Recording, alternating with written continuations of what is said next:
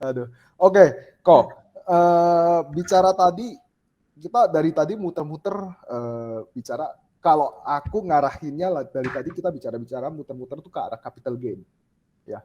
Nah, belum ngomongin yang masalah dividend plan kok. Ya kan? Contohnya di kasus ini ya saham Mayora gitu ya, yang 50 bagger kalau kata Pak Denny Kopol 50 bagger. Ya kan? Nah, kalau Kopol sendiri ketika memilih satu emiten atau mencari satu emiten, kebetulan tadi pagi aku nonton salah satu konten YouTube gitu, yang bicaranya kalau mau investasi jangka panjang gitu ya, ini statementnya ya kok ya, mungkin nanti bisa dicek YouTube-nya. Investasi jangka panjang itu cari yang satu perusahaannya itu memang kasih earningnya tuh selalu meningkat setiap tahunnya ya. Kalau aku definisikan mungkin dari sisi company-nya juga GCG-nya dan nggak ada permasalahan usaha lah istilahnya begitu. Terus kemudian yang kedua nih yang menarik adalah yang memberikan dividen gitu. Jadi apabila kita beli di harga yang di bawah, contohnya misalnya dia ambil contoh kasus MPMX. MPMX itu kan di tahun lalu harganya masih sekitar 300 sampai 500-an ya kok ya. Tahun ini udah sekitar 900-an dan tahun lalu kalau nggak salah dividen yield-nya itu 9 sampai 10%, aku lupa berapa gitu, 50-an atau berapa gitu. Atau sampai 100 kalau nggak salah.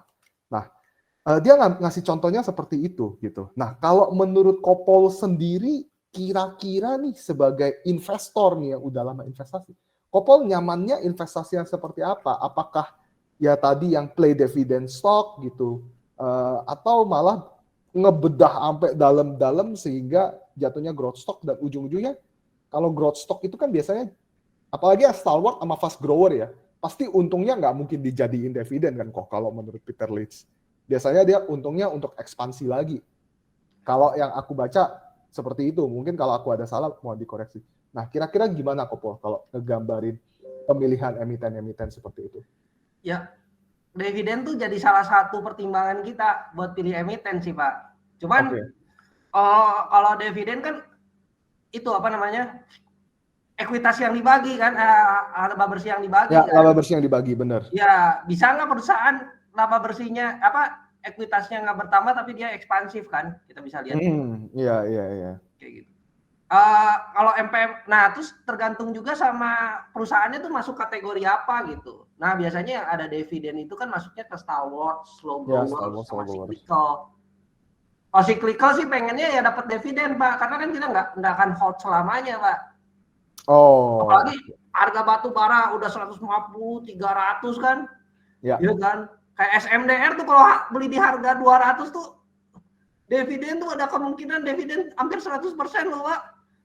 Oke, 100% dari EPS ya berarti ya kok? Iya, jadi kalau misalnya kita kan harga beli tetap. Ya, harga belinya tetap. Harga beli kita di 200 tetap 200 loh, nggak akan berubah kecuali di averaging up, averaging down kita rubah kan. Oke. Tapi kalau misalnya di situ tetap di situ 200. Tapi kan EPS tuh berubah. Iya. EPS berubah, dividen berubah tiap tahun. Makanya itu bisa dividen 100% karena EPS-nya naik terus dan juga dividennya ikutin EPS kan, kurang lebih gitu. Iya, biasa dividen ikutin EPS. Makanya suatu saat itu dia akan nyusul EPS-nya. Nah, terus kalau ngomong-ngomongin dividen, tergantung sektornya. Jadi kalau ada sektor-sektor tertentu tuh memang yang banyak perusahaannya tuh memang bagi dividen. Kayak consumers tuh rata-rata bagi dividen. Kalau perusahaannya udah masuk ke stalwarts gitu. Kayak Mayora kan udah masuk ke stalwarts. Ya, Mayora gitu udah masuk kan. stalwart. Gitu. Tapi kalau yang fast grower, yang perusahaan masih kecil-kecil gitu, yang nggak bagi dividen, ya tapi nggak apa-apa juga nggak bagi dividen, tapi dia punya growth yang tinggi, nanti sekalinya dia bagi dividen tuh kita dapat dividen gede. Iya. Kayak gitu. Jadi nggak apa-apa juga mau dividen mau enggak, tapi yang penting perusahaannya bisa tumbuh. Terlalu banyak bagi dividen, valuasinya makin lama makin turun nilai harganya. Bisa jadi kayak kenapa kasusnya Unilever turun terus? Karena ekuitasnya kan dibagi terus. Earningnya dibagi terus 100% kan, dibagi dia nggak ekspansif. Iya, dan dia nggak ekspansif jatuhnya ya. Lalu value-nya kan jadi turun dong. Karena nggak ekspansif, ekuitasnya dibagi terus, ya kan?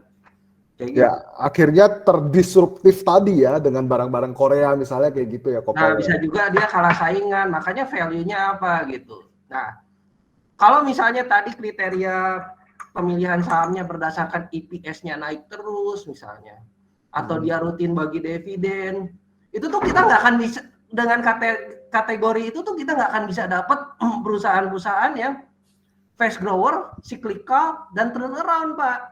Oke. Itu cuma bisa dilihat di Star Wars dan juga slow Slow growers grower. karena udah terbukti kinerjanya di masa lalu. Hmm. Nah, yang kita lihat di fast growers, di turns around kan misalnya dari perusahaan rugi jadi untung. Nah, kalau kasusnya MPMX ini maksud gue termasuknya turn around kalau menurut saya. Nah, yang kita lihat di fast growers, di turns around kan misalnya dari perusahaan rugi jadi untung. Nah, kalau kasusnya MPMX ini maksud gue termasuknya turn around kalau menurut saya, Pak. Oh, MPMX malah masuknya around ya kok ya? Iya. Bapak lihat deh dulu MPMX tuh ada permasalahan hutang, Pak. Ini di tahun 2018, kebetulan Iya, aku pakai RTI ya. iya, IPS-nya minus nggak tuh? Sempet gede malahan 820 di tahun 2018. Kenapa dia gede? Nah, itu yang kita nggak tahu Nah, gimana itu nih. karena ada penjualan aset, Pak. Oh, Kenapa oke. asetnya dijual? Karena dia tuh lagi kesusahan keuangan. Pada saat itu Pada kesusahan saat keuangan. itu, makanya dia harus jual asetnya untuk membuat neraca keuangannya jadi bagus lagi, perusahaannya jadi sehat lagi kan, kayak gitu. Jadi dia Oh. turnaround gitu.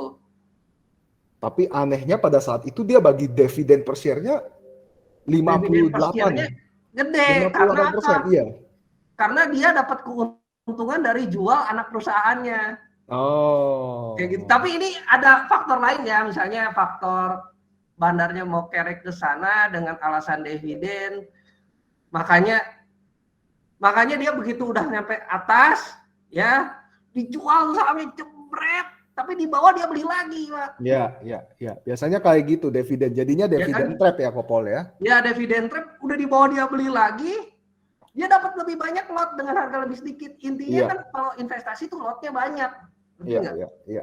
Udah lotnya dapat banyak lagi, dia tahun 2020 bagi lagi dividen gede, duitnya balik lagi. Balik lagi. Ya, Ya benar, kan? benar, benar, benar, Gitu. benar. Jadi dia pengusaha pinter tuh, Pak. Walaupun agak Hmm. nakal ya gue bilang ya. Iya, iya. Berarti Gitu. kalau berarti bandarnya yang pinter di sini ya. Ya, nggak tahu deh gua itu. Bisa aja kan kayak gitu.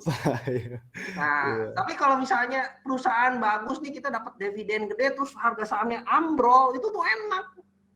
Dividennya kita templokin lagi ke situ. Ajar di situ ya Kopol Ajar ya. lagi di situ gitu. I see, I see. Nah, ini ada satu ngomongin FMX, ada satu yang menarik. Di tahun 2020 dia bagi dividennya sampai 425%. Aku belum ngikutin. Mungkin Kopol ngikutin kenapa itu bisa terjadi ya Kopol? Ya kan jual anak perusahaannya, Pak. Oh, yang tahun 2020 ya? Iya, 2020. Iya, masih ada sisa dari keuntungan Yang anak jual perusahaan, keuntungan penjualan anak perusahaannya. perusahaan ya. I see, I see, I Jadi see. dia pinter nggak dibagi semua dulu.